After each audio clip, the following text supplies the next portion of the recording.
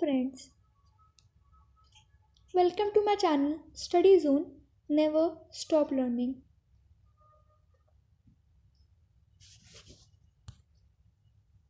तो आज मैं आपको राम लक्ष्मण परशुराम संवाद पढ़ाऊंगी। तो चलिए शुरू करते हैं। तुलसीदास जी का जीवन परिचय। ये आप चाहें तो एज एक्नॉलेजमेंट पढ़ सकते हैं, पर यह पूछा नहीं जाएगा। राम लक्ष्मण परशुराम संवाद का भावार्थ। राम लक्ष्मण परशुराम संवाद रामचरितमानस से लिया गया है। रामचरितमानस मतलब राम जी का चरित्र पूरा, उनका पैदा होने से लेकर उनके जाने तक का पूरा रामचरितमानस में लिखा गया है। उसमें से राम लक्ष्मण परशुराम जी का जो संवाद था वो लिया गया है, जो कि सीता जी के स्वयंवर के समय का है। श्री राम शिव जी का धनुष उठाकर उसे तोड़ देते हैं तो सारे संसार में इस बात की चर्चा आग की तरह फैल जाती है। जब ये बात परशुराम जी के कानों तक जाती है और उन्हें पता चलता है कि उनके गुरुदेव शिव जी का धनुष किसी ने तोड़ दिया है, वे अपने आप से बाहर हो जाते हैं। वो धनुष तोड़ने वाले व्यक्ति का वध करने के लिए सीता जी के स्वयंवर वाली सभा में आ जाते हैं। उसके बाद राम लक्ष्मण परशुराम जी के बीच जो बात होती है उसका वर्णन यहाँ दिया हुआ है। अब चलिए शुरू करते हैं। पहला है, मैं आपको तीन ऐसे स्टैंजास में उसको तोड़ के बताऊंगी। पहला है, नाथ शंभु धनु भंज निहारा, होई कयु एक दास तुम्हारा, आयसु का कही किन मोही, सुनी रिसाई बोले मुनि कोही, सेवकु सो जो करे सेवकाई, अरिकरणी करी करी लड़ाई। राम लक्ष्मण परशुराम संवाद में अब इसका भावार्थ जानिए। इन पंक्तियों में श्री राम परशुराम जी से कह रहे हैं कि हे नाथ, शिव जी के धनुष को तोड़ने की शक्ति तो केवल आपके दास में ही हो सकती है, इसलिए वह आपका कोई दास ही होगा जिसने इस धनुष को तोड़ा है। क्या आज्ञा है, मुझे आदेश दें।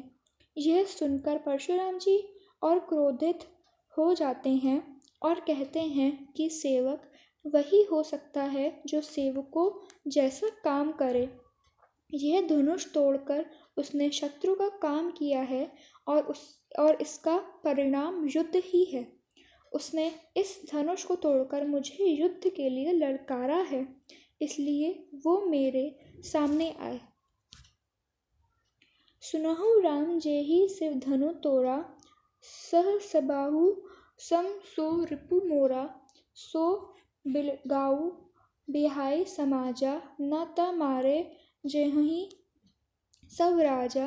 सुनी मुनि बचन लखन मुस्काने, बोले परसु धरहि अवमाने, बहु धनुहि तोरी लरिकाई, कबहु न असी रिस कीन्हि गोसाई, यही धनु पर ममता के ही हेतु, सुनी रिसाई कह भृगु कुल केतु।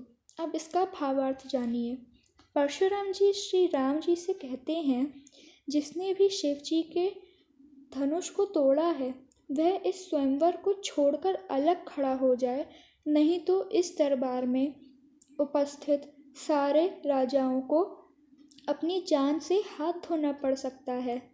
परशुराम के क्रोध से भरे स्वर को सुनकर लक्ष्मण उनका मजाक उड़ाते हैं और उड़ाते हुए कहते हैं कि हे मुनिवर, हम बचपन में खेल खेल में ऐसे कई धनुष तोड़ चुके हैं, तब तो आप क्रोधित नहीं हुए, परंतु यह धनुष आपको इतना प्रिय क्यों है जो इसके टूट जाने पर आप इतना क्रोधित हो उठे हैं और जिसने यह धनुष तोड़ा है उससे युद्ध करने के लिए तैयार हो गए हैं। अब नेक्स्ट, रे नृप बालक काल बस बोलत, तो ही न संभार धनु ही सम त्रिपुरारी धनु विदित सकल संसार। अब इसका भावार्थ जानिए। परशुराम जी कहते हैं, हे राजपूत राजा के बेटे, तुम काल के वश में हो, अर्थात तुम में अहंकार समाया हुआ है और इसी कारणवश तुम्हें यह नहीं पता चल पा रहा है कि तुम क्या बोल रहे हो। क्या तुम्हें बचपन में तोड़े गए धनुष एवं शिवजी के इस धनुष में कोई अंतर नहीं दिख रहा, जो तुम इसकी तुलना आपस में कर रहे हो।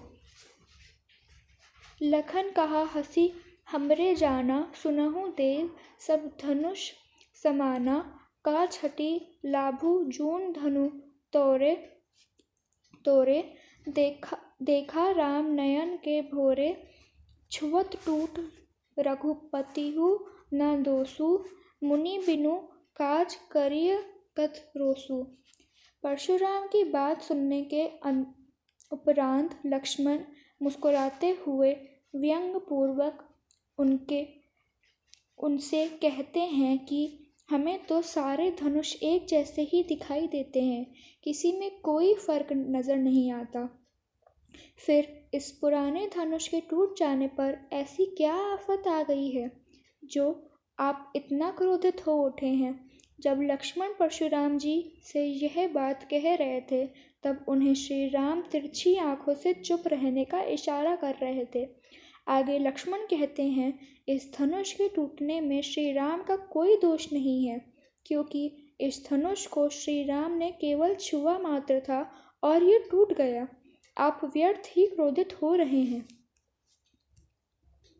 बोले चितय परसु की ओरा, रे सठ सुनेहि सुबाहु न मोरा, बालकु बोली बधाओ नहीं तोहि, केवल मुनि जड़ जानहि मोहि, बाल ब्रह्मचारी अति कोहि, विश्व विदित क्षत्रिय कुल द्रोही, भुज बल भूमि भूप बिनु कीन्हि, विपुल बार मही देव न दीन्हि, सहस बाहुभुज छेद निहारा, परसु बिलोकु महीप कुमारा।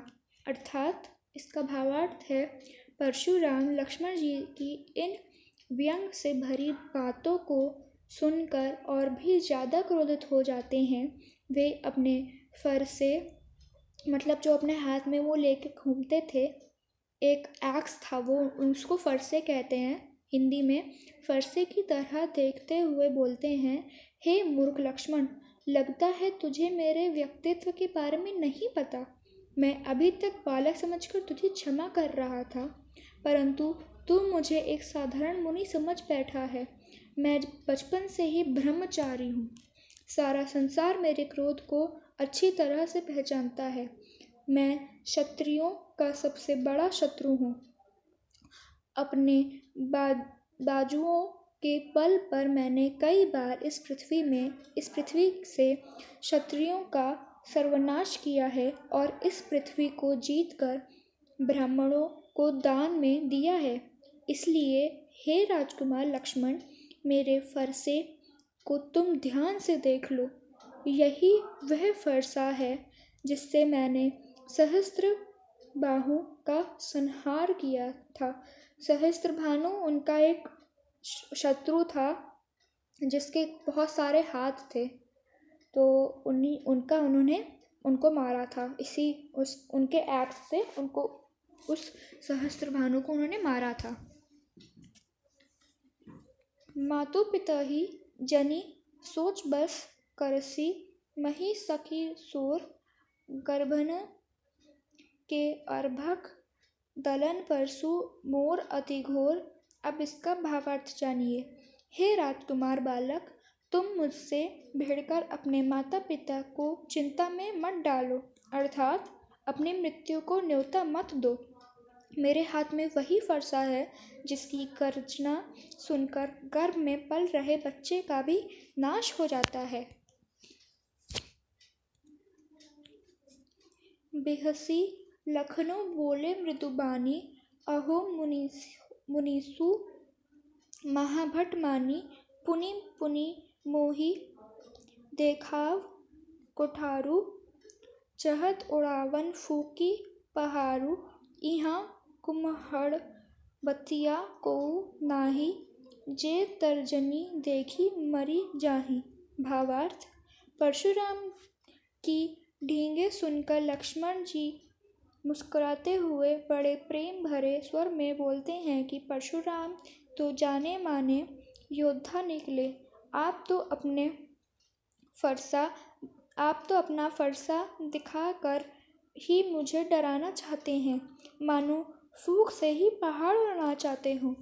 परंतु मैं कोई छुई मुई का वृक्ष नहीं हूँ, जिसे आप अपनी तर्जनी उंगली दिखाकर मुरझा सकते हैं। मैं आपकी इन बड़ी बड़ी डींगों से डरने वालों में से नहीं हूँ। देखी कुटारू सरासन बाना, मैं कुछ कहा सहित अभिमाना, भृगुसुत समुझी जनेऊ बिलोकी, जो कुछ कहूँ सहो रिस रोकी, सुर महिसुर हरिजन अरुगाई, हमरे कुल इन्ह पर नासुराई, बधे पापू अपकीर्ति हारे, मारतहु पा परिय तुम्हारे, कोटि कुलिस सब बचनू तुम्हारा, व्यर्थ धरहु धनु बाण कुठारा। भावार्थ: इन पंक्तियों में लक्ष्मण कहते हैं कि मैंने आपके हाथ में कुल्हाड़ा और कंधे पर टंगे तीर धनुष देखकर आपको एक वीर योद्धा समझा और अभिमान पूर्वक कुछ कह दिया। आपको ऋषि भाग का पत्र मानकर एवं कांधे पर जनेऊ देखकर आपके द्वारा किए गए सारे अपमान सहन कर लिए और क्रोध की अग्नि को जलने नहीं दिया। वैसे भी हमारे कुल की यह परंपरा है कि हम देवता, ब्राह्मण, भक्त एवं गाय के ऊपर अपनी वीरता नहीं आजमाते। आप तो ब्राह्मण हैं और मैं आपका वध करूं तो पाप मुझे ही लगेगा।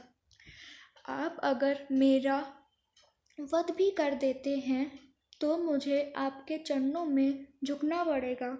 यही हमारे कुल की मर्यादा है। फिर आगे लक्ष्मण कहते हैं कि आपके वचन ही किसी वृक्ष की भांति कठोर हैं, तो फिर आपको इस कुल्हाड़े और धनुष की क्या जरूरत है।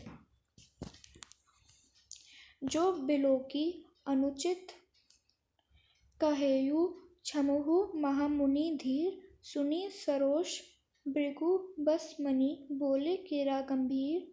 भावार्थ: यह सुनकर ऋषि विश्वामित्र जी ने परशुराम जी से कहा कि हे मुनिवर, यदि इस बालक ने आपका अपमान किया है, आपको कुछ अनाप शनाप बोला है, तो कृपया इसे क्षमा कर दें। कौशिक सुनहु मंद येहु बालकु, कुटिलु कालबस निज कुल घालकु, भानुवंश राकेश कलंकु, निपट निरंकुशु अबुधु असंकु, काल कौलु होयो छन माही, कहो पुकारी घोरी मोहि नाही, तुम हट कहु जो चाहु उबारा, कही प्रतापु बलु रोषु हमारा। भावार्थ: विश्वामित्र जी की बात सुनकर परशुराम जी कहते हैं, हे विश्वामित्र जी, यह बालक बहुत ही मंद बुद्धि वाला और मूर्ख एवं उद्दंड है, जिसके कारण यह अपने ही कुल का नाश कर बैठेगा। इसे सत्य का ज्ञान नहीं है। यह चंद्रमा में लगे दाग की तरह अपने कुल के लिए एक कलंक है। इसको काल ने घेर रखा है। मैं चाहूँ तो क्षण भर में इसका अंत कर सकता हूँ। फिर मुझे तुम दोष मत देना। अगर तुम इस बालक की सलामती चाहते हो तो मेरे प्रताप, बल और क्रोध के बारे में बतलाकर इसे समझाओ एवं शांत करो। लखन कहेयु मुनि सुजसु, तुम्हारा तुम ही अछत को बरनय पारा। अपने मुँह तुम आपनी करनी, बार अनेक भांति बहु परनी। नहीं संतोषो न त पुनि, कछु कहु जनि रिस रोकी। दुख सहु वीर व्रति, तुम धीर अछोबा। गारी देत न पावहु शोभा।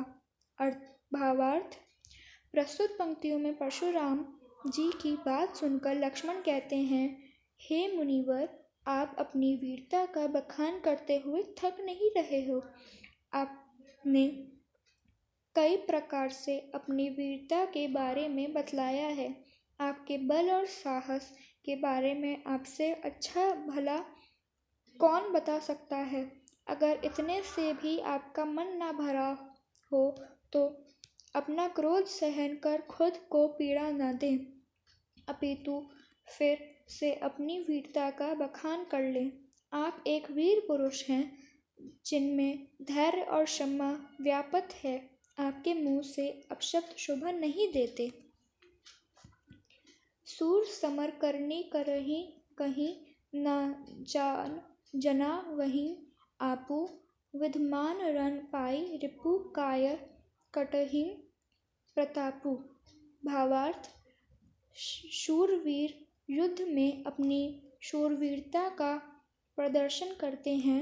वे अपने मुँह मियाँ मिट्ठू नहीं बनते, अर्थात स्वयं के मुख से स्वयं की प्रशंसा नहीं करते और रणभूमि में अपने शत्रु को सामने पाकर कायरों की तरह बातों में व्यर्थ समय नहीं बिताते, अपितु युद्ध करके अपनी वीरता का परिचय देते हैं।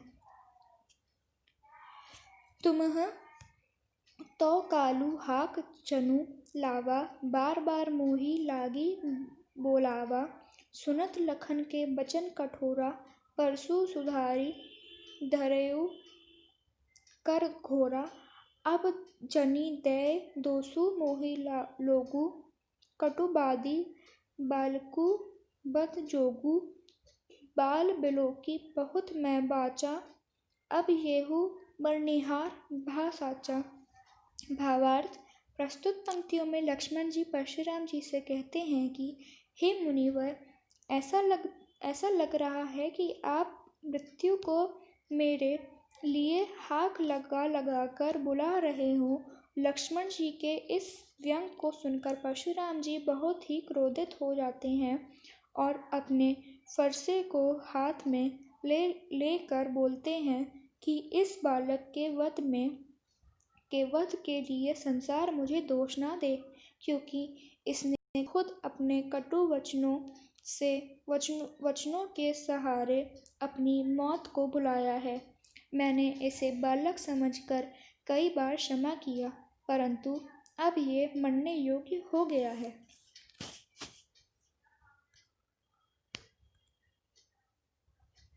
कौशिक कहा क्षमीय अपराधु, बाल दोष गुण कनहि न साधु। खर कुठार में अकरुण कोहि, आगे अपराधी गुरुद्रोही। उतर देत छोड़ो बिनु मारे, केवल कौशिक सील तुम्हारे। न त यही काटी कुठार कठोरे, गुरहि उरिन होतेउ श्रम थोरे। भावार्थ: प्रस्तुत पंक्तियों में विश्वामित्र जी परशुराम जी से कहते हैं कि परशुराम जी, आप तो साधु हैं। साधु कभी बालकों के अपराध पर ज़्यादा ध्यान नहीं देते और उन्हें क्षमा कर देते हैं। इसलिए लक्ष्मण को भी क्षमा कर दें। यह सुनकर परशुराम जी विश्वामित्र जी से कहते हैं कि तुम जानते हो कि मैं कितना कठोर एवं निर्दयी हूँ। मुझ में क्रोध कितना भरा हुआ है। मेरे सामने यह मेरे गुरु का अपमान किया जा रहा है और मेरे हाथों में फरसा होने के बावजूद भी मैंने अभी तक इसका वध नहीं किया है।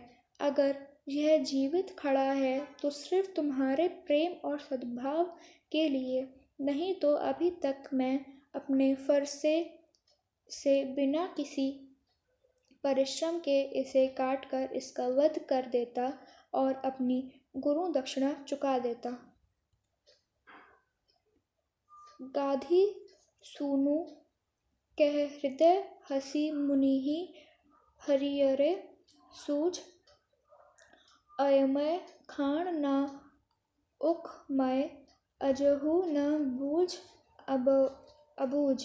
भावार्थ, यह सुनकर विश्वामित्र जी मन ही मन हंसने लगते हैं और सोचते हैं कि परशुराम जी ने सभी क्षत्रियों को हराया है तो वे राम लक्ष्मण को भी साधारण क्षत्रिय मानकर उन्हें आसानी से हराने के बारे में सोच रहे हैं, परंतु उन्हें इस बात का ज्ञान नहीं है कि उनके समक्ष कोई गन्ने के रस से बना गुण नहीं है, अपितु लोहे के फौलाद से बनी तेज तलवार है। अर्थात राम एवं लक्ष्मण को वे साधारण क्षत्रिय समझने की भूल कर रहे हैं, जबकि दोनों ही शूरवीर एवं पराक्रमी हैं। कहेऊ लखन मुनि सीलु तुम्हारा, को नहीं जान विदित संसारा। माता पिता ही उरिन भय नीके, गुर रिनु रहा सोचू बड़ जीके। सो जनु हमरे ही माथे काढ़ा, दिन चली गए ब्याज बड़ बाड़ा। अब आनियो व्यवहारिया बोली, तुरत देऊ मैं थैली खोली। भावार्थ, लक्ष्मण परशुराम जी से कहते हैं कि हे मुनिवर, आपके शील स्वभाव से पूरा संसार भली भांति परिचित है। आप अपने माता पिता के कर्ज से तो पूरी तरह मुक्त हो चुके हैं, परंतु अभी तक आपके ऊपर गुरु ऋण बाकी बचा हुआ है, जिसे आप जल्द से जल्द उतारना चाहते हैं और इसी कारण आप मेरा वध करने पर तुले हुए हैं। ये ठीक भी है, क्योंकि बहुत दिन हो चुके हैं। अब तक तो आपके ऊपर गुरु ऋण का बहुत ब्याज चढ़ चुका होगा, तो फिर देर करने की ज़रूरत नहीं है। किसी हिसाब किताब करने वाले को बुला लीजिए। मैं देर किए बिना अपनी थैली खोलकर सारी धनराशि चुका दूंगा। सुनी कटु बचन कुठार सुधारा, हाय हाय सब सभा पुकारा। भृगुबर परसु देखा बहु मोही, कृष्ण बिचारी बचो नृपद्रोही। मिले न कबहु सुभट रन गाड़े, दवि जदे त घरही के बाड़े। अनुचित कही सबु लोगु पुकारे, रघुपति सय नहीं लखनऊ नेवारे। भावार्थ, लक्ष्मण के ये कठोर वचन सुनकर परशुराम जी अपने क्रोध की आग में जलने लगते हैं और अपने फरसे को पकड़कर आक्रमण की मुद्रा में आते हैं, जिसे देखकर दरबार में उपस्थित सारे लोग हाय हाय करने लगते हैं। यह देखकर लक्ष्मण जी परशुराम जी से कहते हैं कि आप मुझे अपना फरसा दिखाकर भयभीत करना चाहते हैं और मैं यहाँ आपको ब्राह्मण समझकर आपसे युद्ध नहीं करना चाहता। ऐसा प्रतीत होता है मानो आपका अभी तक युद्ध भूमि में किसी पराक्रमी से पाला नहीं पड़ा, इसलिए आप अपने आप को बहुत शूरवीर समझ रहे हैं। यह बात सुनकर दरबार में उपस्थित सारे लोग अनुचित अनुचित कह कहकर पुकारने लगते हैं और श्री राम जी अपनी आँखों के इशारे से लक्ष्मण जी को चुप होने का इशारा करते हैं।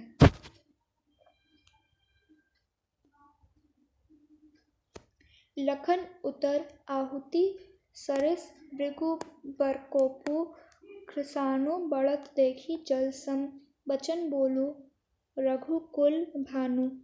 भावार्थ, इस प्रकार लक्ष्मण द्वारा कहा गया प्रत्येक वचन आग में घी की आहुति के समान था और परशुराम जी को अत्यंत क्रोधित होते देखकर श्री राम जी ने अपने शीतल वचनों से उनकी क्रोधाग्नि को शांत किया। अगर आपको मेरी ये वीडियो पसंद आई हो तो इसे लाइक और सब्सक्राइब करना ना भूलें और अगर आपको इसमें कोई भी डाउट हो तो कमेंट बॉक्स में डाल दें। धन्यवाद।